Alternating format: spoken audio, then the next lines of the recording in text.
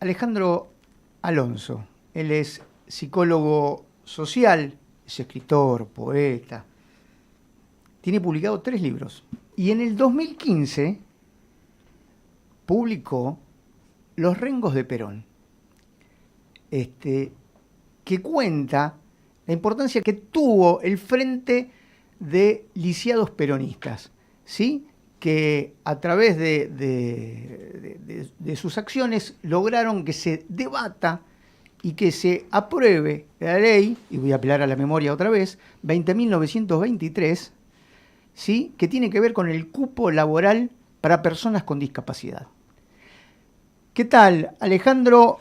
Tommy Touzón, Javier Perpiñán y Alberto Froilán, te damos la bienvenida a Bienarte aquí en Radio MEP. ¿Cómo va? Bueno, bien, atravesado por el otoño y como el humor nos salva de lo siniestro de la vida, pensaba cuando los iba escuchando, si formaban parte del club de donadores de ánimo, el club de los suicidas, Ese es más parecido. O estaba en una radio que se hablaba de filosofía, todo ponían en duda, en cuestión, ¿no? Ah, eso sí. Y está bien, porque la vida en sí misma es un interrogante y vamos a contarle a la gente que yo soy una persona ciega, que quedé ciego a los 15 años, que la vida se tuvo que rearmar, quedé ciego jugando al fútbol, era fanático jugador de fútbol, era zurdo, no solo para pensar, sino para jugar a la pelota. Y el fútbol me salvó la vida a mí cuando era pibe, cuando era un pibe de barrio y cuando yo pasé los 60 ya, y cuando los pibes habíamos tomado por asalto la calle. Los pibes estábamos todo el día en la calle. Los viejos o las tías o los abuelos nos venían a buscar para comer raramente o para tomar la leche, pero nos olvidábamos de eso, porque la calle era nuestra y nos apropiábamos a través del juego y éramos felices.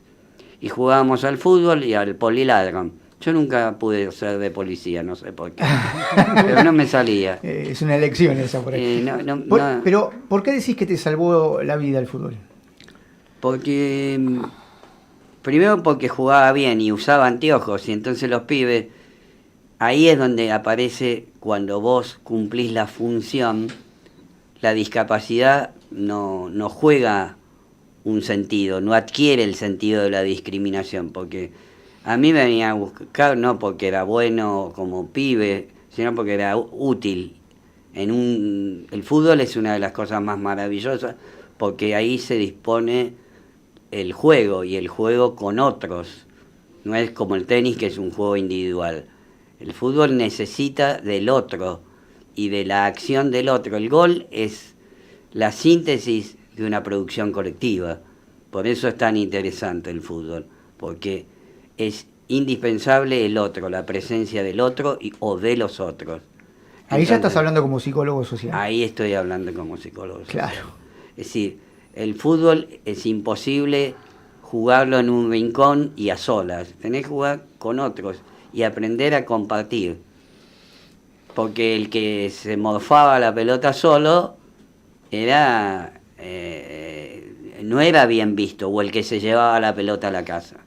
Lo que aprendí en esos tiempos de militancia en los años 70 es que yo estaba solo, había quedado ciego y nadie te preparaba para devolverte a la vida, por decirlo de algún modo. Aquella vida que tenía no la pude tener más porque todos los amigos de la infancia se fueron retirando. Y no se fueron retirando porque eran malos o porque o descorazonados, sino porque no sabían cómo tratar a una persona con discapacidad. Yo tampoco sabía, nadie nos preparaba. Y bueno, y ahí un día en la televisión, mi madre, que fue muy importante, me dijo: mirá, ahí hay unos chicos que hablan sobre los derechos de las personas con discapacidad. Yo los escuché y mi madre, que era tan tiernamente y amablemente impulsiva para que yo había quedado deprimido, porque lógicamente atravesar una discapacidad de golpe me llevó a un encierro. me encerré y mi vieja me impulsó, porque mi vieja me avisó, che, vos tenés que salir adelante, pero no como una salvación individual, no como el mérito personal, sino salí con otros en una experiencia colectiva. Los busqué a los pibes, ellos estaban instalados en lo cotidiano, en lo que hoy es la Agencia Nacional de Discapacidad, que fue la Ciudad de los Niños en la época de Evita, y que estaba pasando Barrancas de Belgrano. Y yo ahí encontré, primero, una continencia que fue la política y los amigos. Éramos pibes comunes, de carne y hueso, llorábamos, nos reíamos, cantábamos canciones de Sui Generis y de Morris y de Spinetta, y esa soledad se fue disipando, se fue perdiendo. Y luego vino la política. Y cuando a mí me preguntan, ¿por qué? ¿Cómo llegaste? ¿Qué te llevó a la política? Quizás a los sectores más izquierdosos, intelectuales, les molesta un poco. Yo llegué buscando novia. No tenía ni el libro de Perón, ni el libro de Marx, ni el libro de Mao Zedong. No, tenía la intención de cualquier adolescente de encontrar una compañera. A ver, los que en aquel entonces creíamos en lo que hoy se llama el amor romántico. Bueno, y ahí encontré la primera novia y las primeras decepciones. Y un día en la escuela secundaria, yo estudiaba en un colegio muy politizado, después del Buenos Aires, en un colegio muy prestigioso que era el Mariano Moreno. Y ahí me fui hallando con todos los pibes. Usaba el humor porque por ahí entraba a la escuela y no sabía cómo me iban a tratar, cómo iba a poder compartir. Y me di cuenta que si agarraba los libros y si me ponía a estudiar, porque antes de quedar ciego había sido bastante atorrante. Cuando tuve el accidente me alegré porque yo venía mal, ya había repetido el primer año, digo, bueno, esto me va a salvar. Y me di cuenta que después formarme, aprender, estudiar los libros, me permitía por lo menos hacerle los exámenes a casi todos los pibes. Entonces, ahí también encontré un lugar, el lugar de, entre comillas, de cierto saber. Y entonces, entre todos los reos estaba yo y jugábamos y hablábamos de política. Y era un tiempo donde la política, contrariamente a este momento histórico, la política era una buena palabra en el sentido de que era un material que nos permitía compartir con los compañeros.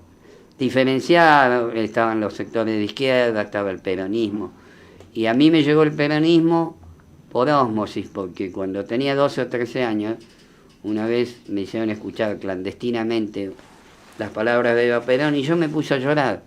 Y no me digan porque no entendí, no tengo razones para explicar lo que cuando algo entra por el lugar del corazón. Si bien el peronismo no es pura emoción, ¿no? Le digo a los que yo diría, no son... yo diría que casi sí, ¿eh? Casi te diría, al amor, acá esto lo hemos hablado con una invitada, ¿te acordás? Uh-huh. Que al peronismo se llega a través del amor.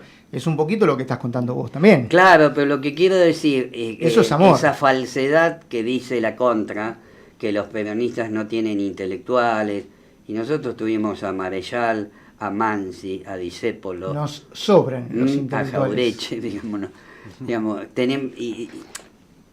la otra vez escuchaba a Leonardo Fabio, un gran peronista, que decía, los peronistas somos apasionados.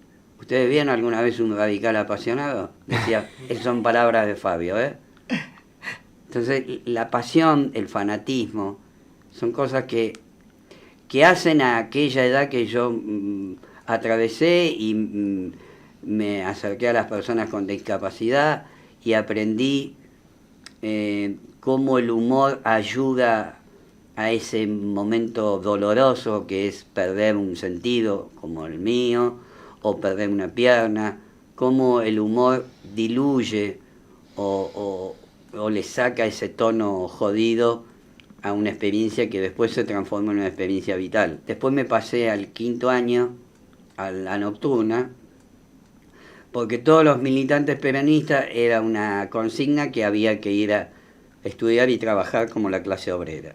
Ahora, antes de eso, escribiste algo que tiene que ver más bien con una vivencia, ¿sí? Que tiene que ver con los rengos de Perón. ¿Sí? Sí. ¿Por qué? ¿Por qué escribiste o te surgió la necesidad por aquello que viviste, necesitabas contarlo? ¿Había alguna cuestión que te haya movilizado, aparte, tanto tiempo después? Bueno, tendríamos que contar que esos compañeros sí. que militaron conmigo, sí. en muchos casos, porque siguieron militando en la dictadura, fueron desaparecidos claro. o detenidos en los centros clandestinos. Frente a la desaparición de ellos, yo sobreviví a esa situación y tenía, te agradezco la pregunta, la obsesión de contar esa historia. ¿Por qué? Así como La Noche de los Lápices es una historia pública, yo sentía la profunda necesidad de contar esa historia. ¿Por qué? Porque es un símbolo. Imaginen un grupo de desprolijos de la historia, desordenados, uno que le faltaba una pierna, el otro que no veía bien, la otra chica que no oía bien, todos esos metidos en la resistencia frente a una dictadura. Es una locura. Es en el sentido más poético de la palabra locura, porque es el desafío de los nadies, de los que tienen todo para perder. Pero como nosotros teníamos lo que tenía y seguirá teniendo la humanidad, los ideales, aún controvertidos, aún alocados, aún desprolijos, fuimos por eso, por los ideales. Queríamos un mundo mejor, no sabíamos cómo se hacía, y además, cuando uno tiene 20 años y no quiere cambiar el mundo, está complicado. Es decir, a los 20 años te sentís eterno, sentís que podés con todo y sentís que podés cambiar el mundo. Hoy pasé los 60 y creo que también hay que cambiar este mundo tan duro y tan cruel para generaciones y tan abominable, porque si se prestigia a la gente de bien, la gente que tiene... El dinero es el Dios. Y bueno, la humanidad, creo, lo digo desde el lugar de artista, la humanidad debería apreciarse de humano cuando construye otras cosas. ¿Vos crees que la juventud de hoy es igual a esa juventud que vos mencionás? No, ¿cómo va a ser igual? Si las condiciones... Eso en psicología social se llama sí. texto y contexto. Sí. En aquellos años estaba el perfume de la Revolución Cubana, había pasado claro. la experiencia del Che Guevara, claro. y había pasado el Cordobazo, y ahora a eso pasó iba. Tinelli, pasó claro, la banalización, claro. pasó la farandulización, pasa que un presidente dice me peleé con mi novia, y eso qué tiene que ver, claro, ¿qué claro. tiene que ver con la política? Claro. Claro, la política es la televisión. Sí, sí. Por eso, siguiendo un poco ese hilo, Perdón, ¿no? que me apasione, ¿eh? No, a muy nosotros bien. también nos gusta. Está muy bien. Siguiendo ese hilo argumental, ¿no? Digo, ¿y qué quedó de esa época de tu juventud? ¿Quedó algo se puede rescatar? ¿Algo que veas que se continúa haciendo? Bueno, ¿qué quedó? Y la calentura, porque no solo se hace el amor con la sexualidad, quedó la pasión, la idea. Yo me imagino dentro de 20 años en un geriátrico, si voy a dar ahí, organizando a los viejos y haciendo lío, haciendo quilombo. No me imagino definido, ¿ves? Yo cuando era chico, cuando era pendejo, era revoltoso, quilombero, llámalo como quiera. Y hoy me planto como un tipo maduro, no me defino como viejo. El otro día venía con un señor en el ascensor. Y yo había organizado, porque yo vivo por acá y el edificio tenía unos problemas, y había que organizar para ir a comprar unas bolsas de arena. Con mi compañera, que no tiene discapacidad, fuimos, compramos las bolsas de arena y organizamos, junto con otros vecinos, una reivindicación para que no se cortara la luz. Entonces subo al ascensor y un señor me dice, yo no voy porque soy viejo. ¿Y qué edad tenés? 68. Yo tengo 2 años menos que vos. Lo que no hay que ser es un viejo boludo. Podés ser un viejo. Lo que no te podés permitir es, con todo respeto si están escuchando los dueños del boliche que voy a nombrar, definirte como viejo y hablar pelotudeces a la Violeta. Eso es lo que no te podés permitir. Porque mientras estés vivo, podés pensar, podés tener un proyecto. Y ahí tiene que ver con salud mental. Y tiene que ver con la experiencia que transité. Éramos pibes jóvenes con un proyecto, con el deseo de cambiar el mundo y con una tarea, que era buscar los derechos y pelear por los derechos y salir del lugar que te asigna la sociedad y muchas veces vos mismo. Salir del lugar de víctima. Para salir del lugar de víctima, y no de victimario tampoco, tenés que construir con otros un proyecto, y un proyecto es estar sano. Salud mental es eso. Bueno, ustedes pelearon por un derecho que es el derecho al trabajo. Claro, el derecho al trabajo. Pero el derecho al trabajo, ¿sabes por qué? ¿Qué pasó con esa ley? Bueno. ¿Qué pasó con esa ley por la que ustedes lucharon? ¿Por qué el derecho al trabajo, Beto? ¿Por qué el derecho al trabajo? Porque lo único que te iguala, a vos, a mí, a Javi, a Tommy, a la muchacha que hace la producción, es tener acceso a los bienes de consumo. Si vos tenés trabajo, podés salir con una chica, con un muchacho, porque ahora hay que decirlo así, con dos chicas, lo que sea. Podés comprar un libro, un café, podés acceder al mundo de los otros. Si no tenés trabajo, la vida no tiene sentido. Por eso hay que entender al desocupado, por eso hay que entender a los compañeros. Mi compañera que trabaja en el Estado me contó que el viernes una compañera fue echada y al otro día se suicidó. Entonces, seguramente... Sí, pasó el viernes pasado. ¿Dónde trabajaba? No importa, porque hay que ser prudente, ¿no? Pero digo, las causas pueden ser varias, pero lo que le pasó, imagino, como hipótesis, esa chica perdió el sentido, porque estar acá, tener un trabajo, cualquiera que sea, tener un proyecto, es lo que te mantiene vivo.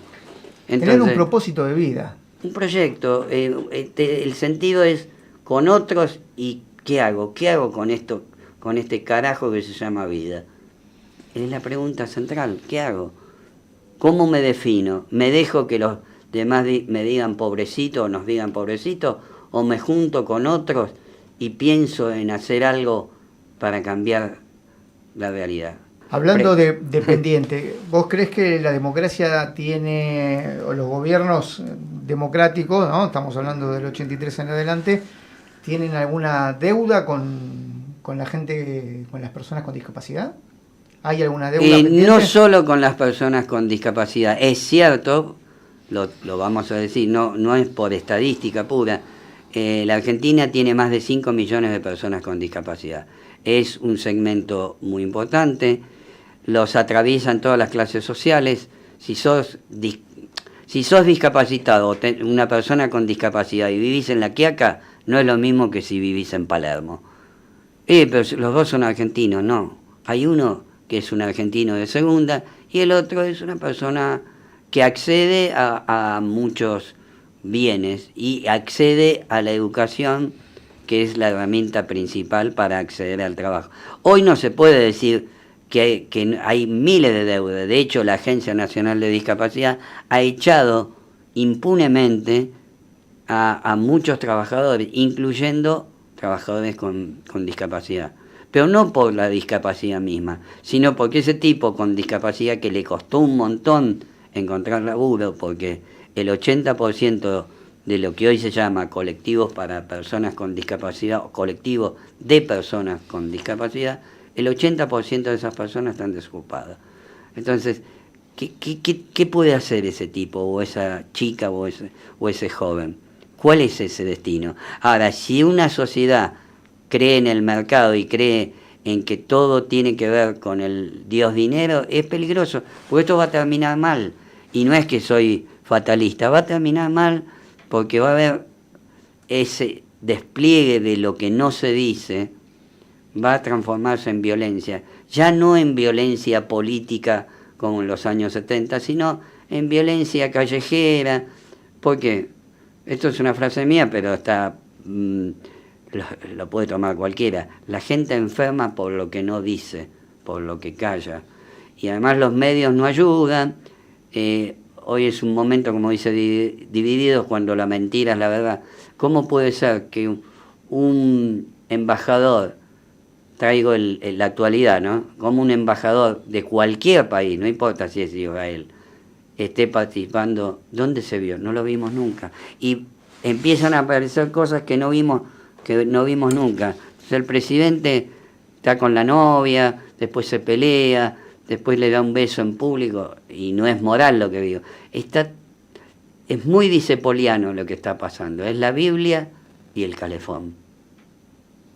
¿Cómo ves el conflicto con Israel y lo que pretende el presidente, que evidentemente es hacernos parte de este conflicto, que la Argentina no debe ser neutral? Pero está geopolíticamente está equivocado, porque después de la Segunda Guerra Mundial la primacía la tenía Estados Unidos. Uh-huh. Pero hoy es un mundo multipolar, si no, no existirían los BRIC. Entonces salimos del BRIC cuando era casi el 40%, mira, yo vine a hablar de discapacidad, mira para dónde disparamos. El 40% de la economía del mundo, el Producto Bruto, lo generan los países que en aquel momento se llamaban no alineados, y en este momento son toda una franja del mundo que opera de otra manera y que le dice a los Estados Unidos: hagan lo que consideren, pero nosotros también nos estamos plantando. Lula, la América, digamos, la América con la que soñó Perón, San Martín y muchos patriotas, bueno, no está sucediendo. Pero, no sé, lo más peligroso, Beto, Tommy, Javi, es que todo este malestar se transforme en naturalidad, es decir, se naturalice el dolor, la crueldad, la pobreza. Eso es lo que más me preocupa.